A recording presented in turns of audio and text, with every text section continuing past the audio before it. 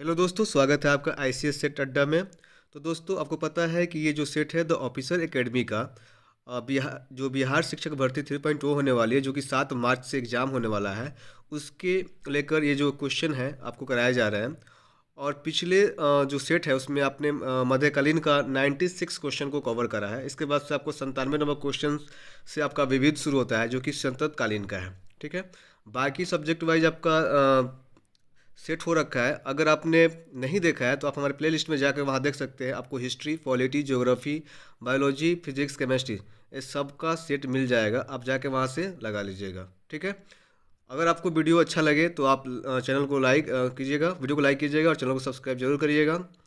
चलिए, तो आज का हम लोग जो सवाल है वहाँ शुरू करते हैं। पहला क्वेश्चन दिया हुआ है कि दिल्ली सल्तनत के दौरान मुकद्दम या चौधरी पद का इस्तेमाल किनके लिए किया जाता था। तो देखिए, तो इसका जो आंसर होगा ये आपका होगा गांव के सरपंच। जो गांव के सरपंच होते थे ना, उनके लिए मुकद्दम या चौधरी पद का क्या किया जाता था, इस्तेमाल किया जाता था। चलिए अगला सवाल देखेंगे।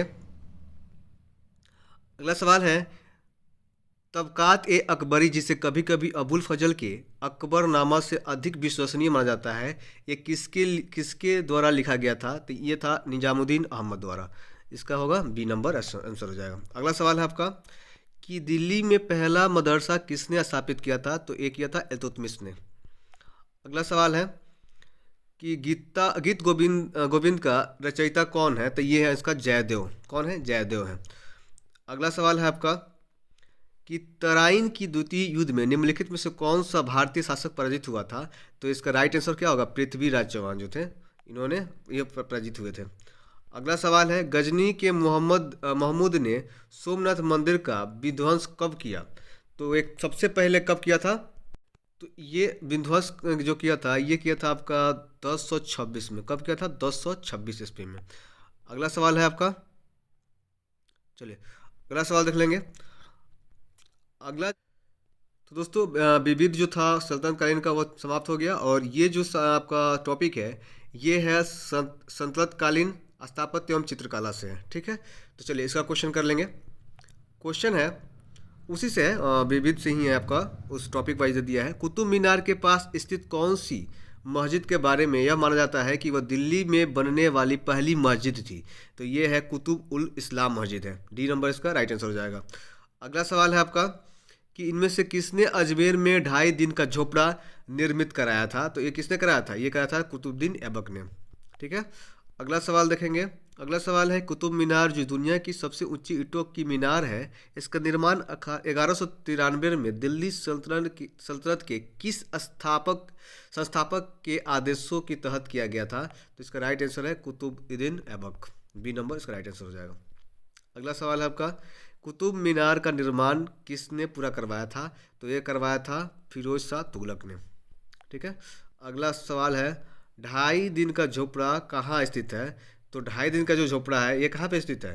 ये आपका है आपका अजमेर में। कहाँ पे है? अजमेर में है। चलिए अगला सवाल देखेंगे।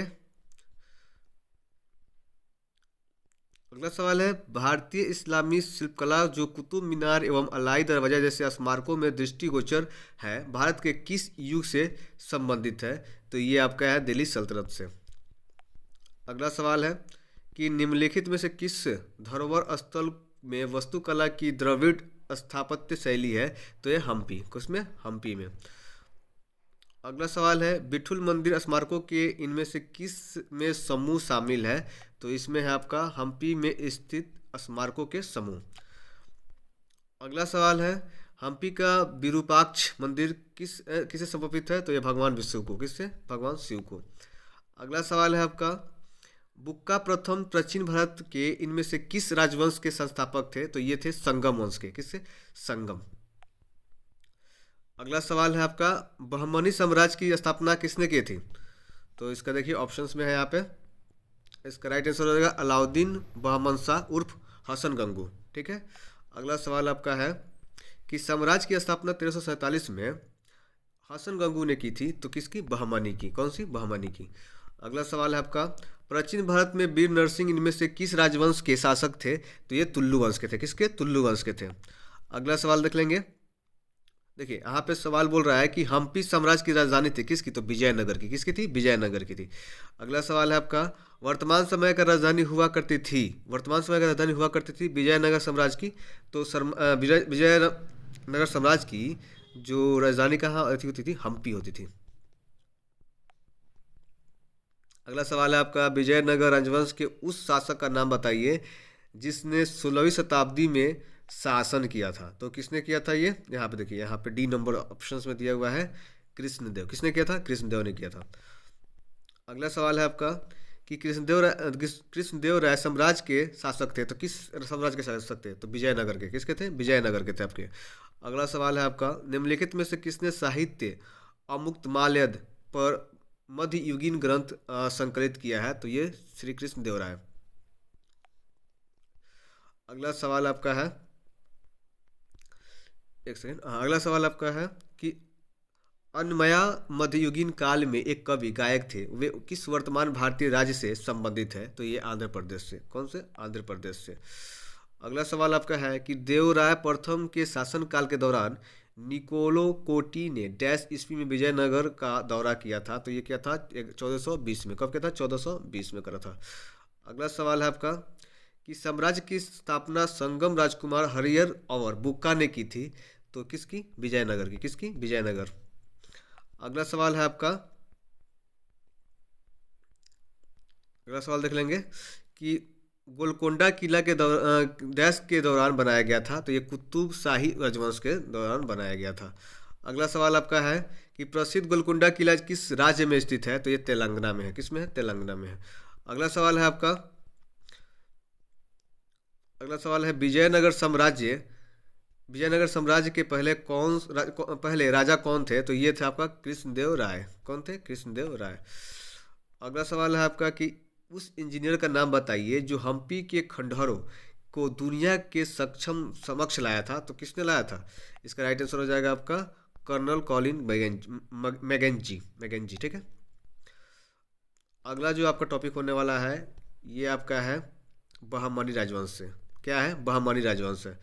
ठीक है, चलिए क्वेश्चन देख लेंगे बहमनी राजवंश से। बहमनी राज्य के संस्थापक कौन थे? तो अलाउद्दीन हसन थे। क्यों थे? अलाउद्दीन हसन थे। इनको गंगू भी बोला जाता था। अगला सवाल है आपका, दक्षिण चित्रकला का विकास कहाँ से हुआ था? तो ये देखिए आपको ऑप्शंस में देख लेंगे क्या है। ऑप्शन जो पहला दिया है वही सही है, बीजापुर गोलकुंडा। कौन सा? बीजापुर गोलकुंडा। बीजापुर गोलकुंडा। देखिए अगला हमारा जो टॉपिक है ये है आपका विजयनगर साम्राज्य से। ठीक है, तो ये टॉपिक में आप देख लेंगे क्वेश्चन। क्वेश्चन है, निम्नलिखित में से किसके द्वारा विजयनगर राज्य की स्थापना किया गया था? तो इसका राइट है हरियर एवं बुक्का। बी नंबर आंसर हो जाएगा। ठीक है, अगला सवाल आपका कि फारसी यात्री अब्दुल रज्जक भारत के किस राजा के शासनकाल में आया था? तो ये किसके शासनकाल में आया था? ये देवराय द्वितीय के। देवराय द्वितीय। अगला सवाल है आपका कि विजयनगर के उस पहले शासक की पहचान करें जिसने बहमनियों को गोवा को छीना था। बहमनी से गोवा को छीना था। तो ये है हरियर, और हरियर द्वितीय ने। कौन? हरियर द्वितीय। बी नंबर जो आंसर है ये होगा। अगला सवाल है आपका, सन 1565 में कौन सा प्रसिद्ध युद्ध हुआ था? तो ये हुआ था तालीकोटा का युद्ध हुआ था। कहते तालीकोटा का युद्ध हुआ था। अगला सवाल है, विजयनगर साम्राज्य के कृष्णदेव राय समकालीन थे। तो ये किसके समकालीन थे? तो इसका राइट आंसर आपका हो जाएगा यहाँ पे बाबर के। कौन से? बाबर के। अगला है, विजयनगर के जिस सम्राट ने तेलुगु और संस्कृत साहित्य के सर्वाधिक योगदान दिया था वे थे आपका कृष्णदेव राय। कौन? कृष्णदेव राय थे। अगला सवाल है आपका, विजयनगर के राजा कृष्णदेव राय ने गोलकुंडा का युद्ध किस राज्य के साथ लड़ा था? तो ये लड़ा था आपका ए नंबर कुली कुतुब शाह। कौन से? कुली कुतुब शाह है। अगला सवाल देख लेंगे। अगला सवाल है, विजयनगर साम्राज्य के अवशेष कहाँ मिलता है? तो ये आपको मिलता है हम्पी में। कहाँ मिलेगा? हम्पी में। चलिए अगला सवाल आपका है कि विजयनगर साम्राज्य की वित्तीय व्यवस्था की मुख्य विशेषता क्या थी? तो ये क्या था आपकी? ये थी भू राजस्व। क्या था? भू राजस्व। चलिए अगला आपका टॉपिक जो होने वाला है ये है 15वीं और 16वीं शताब्दियों के धार्मिक आंदोलन के बारे में। चलिए इस क्वेश्चन को देख लेते हैं। क्वेश्चन है कि निम्नलिखित में से कौन अपने अनुयायियों द्वारा महबूब ए इलाही नाम से जाना जाता है? तो इसका राइट आंसर आपका हो जाएगा, यहाँ पे आपको दिया हुआ है सी नंबर में, शेख निजामुद्दीन औलिया। कौन से हो जाएंगे? C number. अगला सवाल है आपका कि निजामुद्दीन औलिया किस सूफी संप्रदाय के अनुयायी थे? तो इसका राइट आंसर क्या हो जाएगा आपका? चिश्ती। किसके? चिश्ती थे। अगला सवाल है आपका, शेख निमाजुद्दीन औलिया था एक, तो सूफी संत थे। अगला सवाल आपका देख लेंगे, शेख बहाउद्दीन जकारिया किस संप्रदाय के थे, तो ये आपके थे सुहरवर्दी संप्रदाय के। ये नंबर इसका राइट आंसर हो जाएगा। चलिए अगला सवाल है, मध्यकाल में बिहार शरीफ का नगर महत्वपूर्ण रहा, और तो इसका देखिए यहाँ पर ऑप्शंस दिया हुआ है, इसमें खोजना है कौन कौन होगा। यहाँ पे जो दिया हुआ है विद्या केंद्र के रूप में ये हो गया, और धार्मिक केंद्र के रूप में, तो 2 और 4 इसका राइट आंसर हो जाएगा, जो कि ऑप्शन नंबर आपको डी में दिया हुआ है।